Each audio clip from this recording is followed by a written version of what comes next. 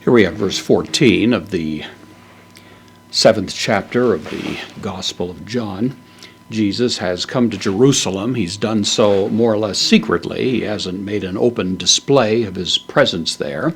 He's been staying at least a few days, presumably, with friends, maybe out in Bethany at the home of Mary and Martha. We don't know. John doesn't tell us. But we now reach the point in this 7-day festival when we're at about the middle of it. And at this point, Jesus is going to come out of hiding, as it were, and that's what John announces to us as we come to this verse 14. A day is an adverb, indeclinable. It means already.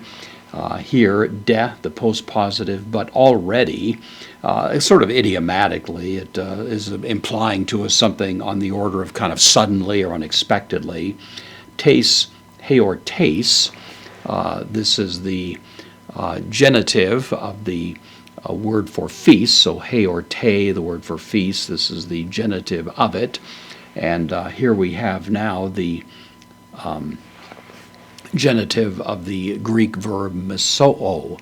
Kind of an unusual verb. We don't have quite the corollary for it in English. It would be roughly the idea of forming the middle or reaching the middle, reaching the midpoint.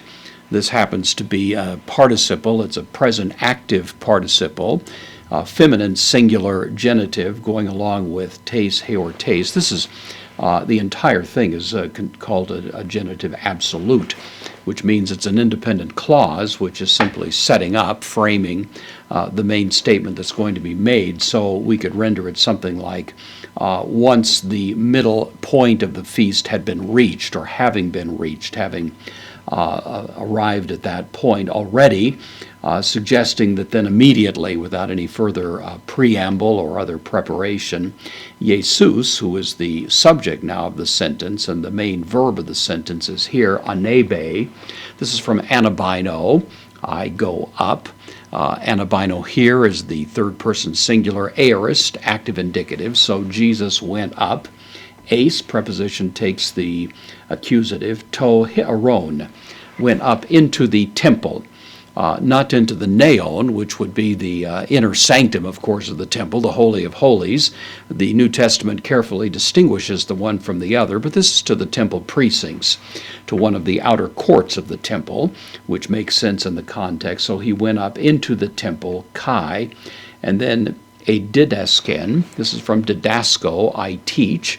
It's the third person singular imperfect active indicative, and was teaching, meaning that he went up sort of suddenly, unexpectedly, and then started teaching and was teaching, and continues to do so. So it is kind of a sudden appearance at this point. Certainly we don't know exactly what he was teaching on.